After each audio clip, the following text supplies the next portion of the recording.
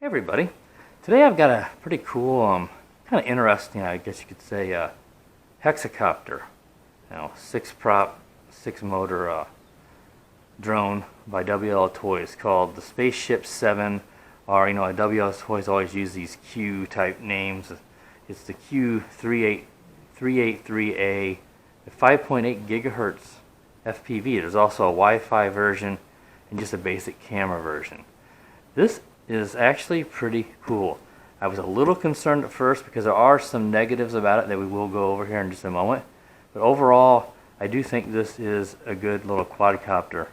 I should say hexacopter. I'm going to probably say quadcopter 100 times out of habit. Hexacopter for the price, considering what this thing all can do for under $100. Let me grab the drone, or the drone here. It has this canopy on top, and one of these I'll show you here. I've busted the little piece of plastic off of it. So you could take these off. If you took these screws, you could take this canopy off. I flew it, of course, as it comes. See how it flies. This is obviously to protect your hands or the ceiling from bumping into the 6 propellers. But the reason why it busted is it does not do 360 flips well at all. And that is one of the biggest negatives for some people. Now, I'm not a big fan of 360 flips on any kind of an aerial video photography drone. This is toy grade. So the fact it doesn't do 360 flips very well is not a big deal to me. It's not a deal breaker, but it might be to some people. But it doesn't do it well. It hit the ground, and of course it cracked this. But I could probably be glued back, but it's not a huge deal to me. But like I said, it has a lot of really cool features. It's got these, I'll show you the lights first. It's got these blue eyes that light up in the front, and it's got red rear bottom lights to help you with the orientation. So it doesn't have them in the front bottom, so it's a little harder if it's up high. But you can still see the red, so that does help you locate the rear. So I'll go ahead and pull the battery back out. It uses a 500 milliamp proprietary style battery for it. So the battery is not ideal. That's another con, I guess, because you can see the lipo in there. You have to buy this from WLTOYS or crack this open to replace it. But these are going to be dirt cheap, being a 1S 500 milliamp battery, so that shouldn't be a real big deal. It uses, let me grab the charger here.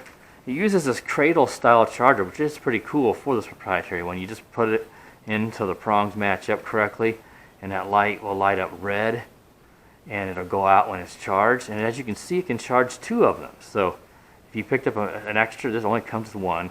You could charge 2 and have double the flight time. And it runs off a USB cable, so off a USB wall charger or your computer to charge it. And it takes about an hour to charge it. The quadcopter gets about 5 minutes and 20 seconds flight time. 20 seconds of that is the LVC. So not a great flight time, but not horrible.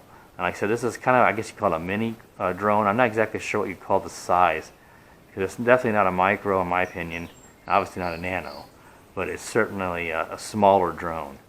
Now, it does have 5.8 gigahertz FPV, which is super nice on a quadcopter, or I said it, a hexacopter of this price range. It transmits back in a 5.8 gigahertz analog, so it's not Wi-Fi, and so there's 0 lag on the FPV to the FPV monitor, which is super nice, so you don't have to worry about that lag or interfering with the transmitter's signal. So you're not going to have it, limiting range or do any erratic behavior that you get whenever you're using a Wi-Fi. And it also records the video in 720p at 30 frames per second here in the little camera, which isn't adjustable. It is tilted slightly down.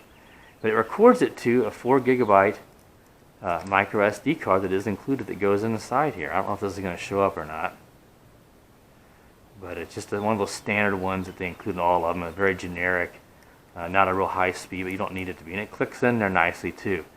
It doesn't just slide in and stick, it actually snaps in. So I like that it has that mechanism.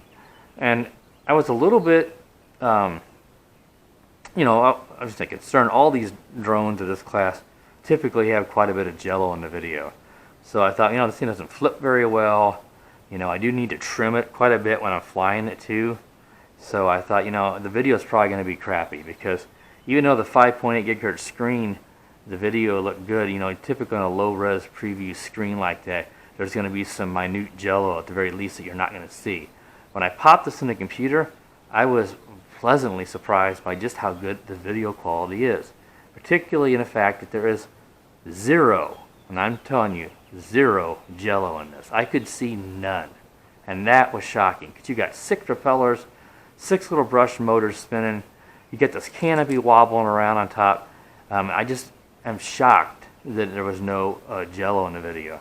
So they've got this, you know, built into the body. This camera, I don't know how they have it housed in there. I haven't opened it, if it's within some sort of a dampener, or however the body absorbs the vibrations. There's none. Now the footage is also, like I said, 720p at 30 frames per second, and it's good footage, you know, for a, you know, probably a 2 megapixel camera, I believe it is. So you know, it looks, you know, it's not the greatest video quality by any means, but it's far from horrible, and the fact that there's no jello makes it so much better.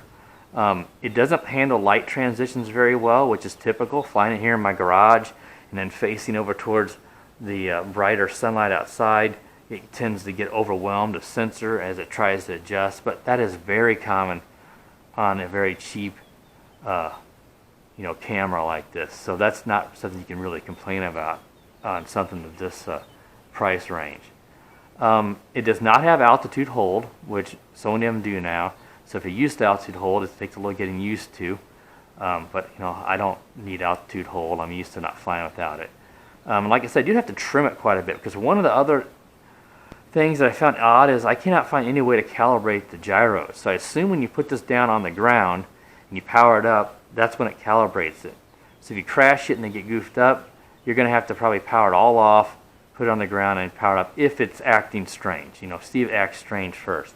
But we'll see how it does again today, because it tended to want to tilt to the right, and I'd trim it up, and then go, and then it seemed like it was kind of doing it again. And I couldn't just land it and calibrate the gyros. There's no mention of it in instructions on how to calibrate. I tried every different angle or position with the sticks that I could, and I got no lights flashing. It also mentions it has headless mode, and I don't see anything in the instructions, you know, for the controller buttons that labels headless mode. So if you're a fan of headless mode, you know, even though it mentions it in the back of the instructions, I see no way to enable headless mode if you do choose to fly in that mode. I don't know if that's an option. I've not been able to activate it. So let's go ahead and look over the controller, which is also pretty cool. Actually, let's look at a few accessories first. It comes with a microSD card reader, and it comes with a full set of extra props. 1, 2, 3, 4. Well, I see 5. One of them may have fallen out in my box, but it comes with a full set of props. It also comes with a charger with the JST plug that is for the controller, and I'll show you that here in a moment. The controller is fully powered off of a lipo, so you don't have to worry about any AA, AAA batteries at all for this drone. Everything comes in the package. This is truly ready to fly once you charge the batteries. Here's the controller. Pretty nice looking controller. The sticks are a little far apart. It does feel a little odd. I don't have any problem with it, but someone younger or someone, you know, might not like that feeling. Usually you like those sticks to be a little closer, but I'm sure part of that is because of the FPV screen. So let's go ahead and pop it up open here. It has a sun shield, so that's nice. And go ahead and turn it on. Of course, I have nothing bound up, so it's just going to be static and beeping to let me know it's not bound. And now it stopped. Overall, nice FPV screen. Now, there's no antenna, so the range is not going to be great, but it'll be better than a Wi-Fi one. And you know, there's no brightness controls that I can see, but it's fairly bright, not too bad, and the sunshade will definitely help. These are your trim buttons that are fully functional for all 4 trims. The top left here is your 360 flips, is the top one, which I said does not do them well, so I do not recommend you do 360 flips. And the bottom one here is your rates. There are 3 rates on it. The yaw does not increase, though. It has one set yaw. It's a decent yaw, so it works, but again, it's kind of odd. This is the second drone in a row I reviewed that the yaw does not increase with the rates. Let's go, the top right here is your video and your photo. And you'll know when you press it, the light will blink on the bottom of the hexacopter here. It'll blink back here, I believe, a red light when it's recording, and when you do a video, it'll just blink once and go off. I'm sorry, for a photo once and it'll go off. Video, it'll consistently blink. You always want to make sure that you stop recording before you land it, or it loses battery, or you could lose the recording. Let's look in the back here. This is where it comes with the other 500 milliamp hour 1S lipo. It's velcroed in here. Hopefully that's showing up. And it uses a JST plug. So like I said, you could put this on a hobby grade charger and charge it quicker, because it also takes about an hour to charge this up. I could not tell you how long this controller will run off this battery. I've not run enough flights to test that. But my guess would be it would not be a ton, because you're powering this FPV screen off that battery. I'm guessing maybe 5 flights might be reasonable. Right now it says that the battery is half full up here in the upper right. That's the only kind of I guess I wouldn't call it telemetry data, but the only data you have that shows up. Well, there's other things when you're flying, I should say. But in terms of the battery, it just shows you it has 2 bars. Those are never accurate on any of the toy grades, the ones I've seen. I just fully charged this up, and I've only done 1 flight, so it should be more than half a battery. So yeah, I think that, like I said, there's no altitude hold on it. Stick doesn't center. So I think that pretty much covers the basics on this hexacopter. So let's kind of glance at my stuff here, and I think that's all the stuff. So I'm going to go ahead and stop the video here and bind it up and take it up. You know, it's kind of windy today, so I'm going to start it in the garage and maybe try to take it out. It's not going to be ideal for FPV flying, but got a lot of stuff to review, and I want to do a good review on this, so we're just going to kind of do it all on one here, going over everything here in the garage and then flying it. So I think I covered everything, so I will be right back with the flight review. Alright, I'm back now. I've got the WLTOYS Invader 7 there bound up. You see the FPV feed here. It says it's not super bright. It does say it's an HD, and there's a counter down here, which I'm not exactly sure if that's the flight time or if that's the amount of time left on the memory card. So before we take off, I'm going to go ahead and press this top right button here and start recording. And it shows it is recording, so I'm going to trust that it's working here. Maybe I should just go ahead and pick it up and double check. The gyro should be calibrated. Yes, and it is blinking. Yes, it's up towards the front, the little red light. So it is blinking, so we are recording video. So I'm going to go ahead and take it up. And we might demonstrate a 360 flip, though they're so sloppy, like I said, I would not recommend using that. So let's go ahead and take it up.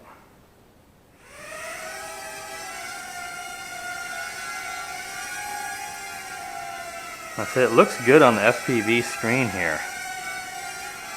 It just is a little bit skittish, I guess, for lack of a better term. Now that is the lowest rate.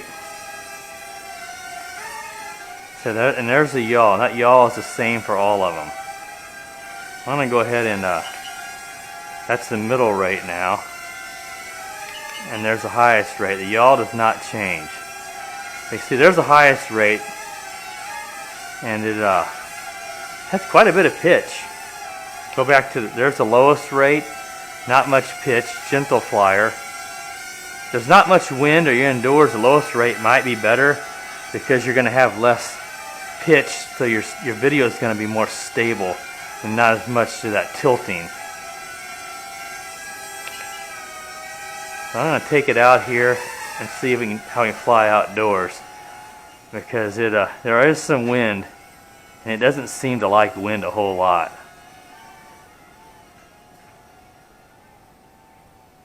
I'm looking on my FPV screen here and flying by FPV.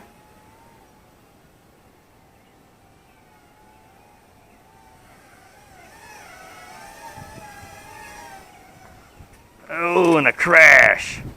Had a little gust of wind there come through and knock it into the house. And we'll see how it does now, because like I said, there's no way to calibrate the gyros that I can tell from the controller.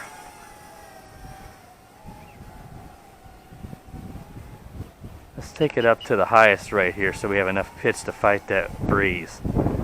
There's a decent breeze today.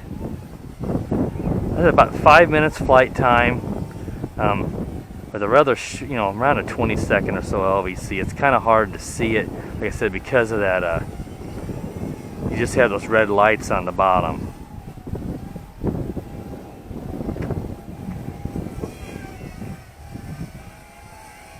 said, and you can see it's just a little bit skittish. He just kind of wobbles. Now I've now had to trim it here. Yesterday I was trimming it a lot. I think I got it trimmed down, but there's times where I had to continue to trim it. I'll fly it back here in the garage. Like I said, it doesn't seem to like wind very well. I really think this Hexacopter would be a lot better with altitude hold, even though I don't think altitude hold is the best because for a beginner, because you're going to be so dependent on it. It just seems like it just kind of wants to drop. I have to constantly adjust the throttle on it. More so, you can't find that sweet spot necessarily. So altitude hold will obviously be nice on this. But overall, I said it doesn't fly too bad and it has plenty of pitch. The yaw is fine, even though it doesn't change. I have no problems with that. And the video is excellent, as we'll see here. You see that wind's really, see how the wind's throwing it around? I'm going to try to bring it back out. It does not like wind. So, this is definitely something that you want to fly outdoors on a calm day. It's a little big for a house. I'm going to go ahead and stop recording now. Make sure I've got that video saved to the SD card. But hopefully the video that is displayed here is as good as it was yesterday. I suppose outdoor there in the wind there could have been some jello. I was flying it pretty much inside here in the garage and the video was excellent. I flew it a little bit out in the driveway and it wasn't as windy yesterday. And it was a little bit rainy and the video looked great.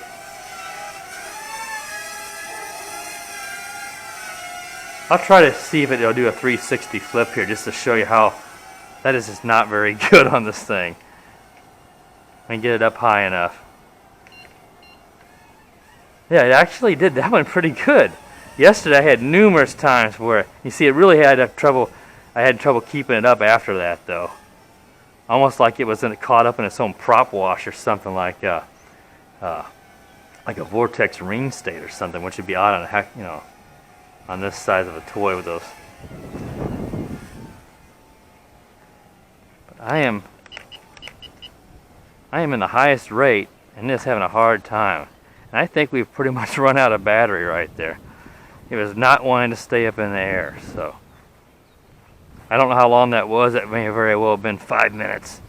But let's see if the lights are blinking.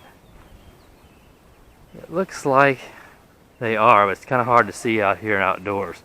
I see the blue flashing, but it's not very fast. Yeah, it's a slow flash, but that does not necessarily look like the LVC. Let's see. I banged into the ceiling. I said it's a bit of an odd flyer. I'll give it that. So it does take overall. I said it takes good video. It's a little bit erratic, especially in the wind. It's kind of hard to find that sweet spot on the throttle to keep it right where you want it. So I would not recommend flying this thing outdoors if there's any wind at all. Fly it in your garage, but on a nice calm day, you can get some really good video. But like I said, it's just a little bit erratic. I don't know what was going on with it right there as it came down. Like I said, I think I've hit the LVC, but the lights were not flashing as fast as yesterday. So a bit unusual there. Anyway, that should pretty much do it for the review of the WLTOYS Invader 7. So please stay tuned for more videos. And if you're not a subscriber, I appreciate you subscribe. I've got a whole bunch more stuff to come. And there's torrential rains in the forecast. Flood advisories already and flood watches up. So it is going to be difficult to get any kind of drones out. And that's why I wanted to get this one out today.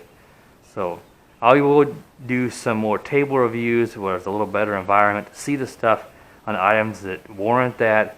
But this one, I just needed to get this one out and get it reviewed today. And I said I did get, test flights in. This wasn't any kind of a maiden flight. So, like I said, I appreciate you watching and stay tuned for more videos and have a great day. The power of the dark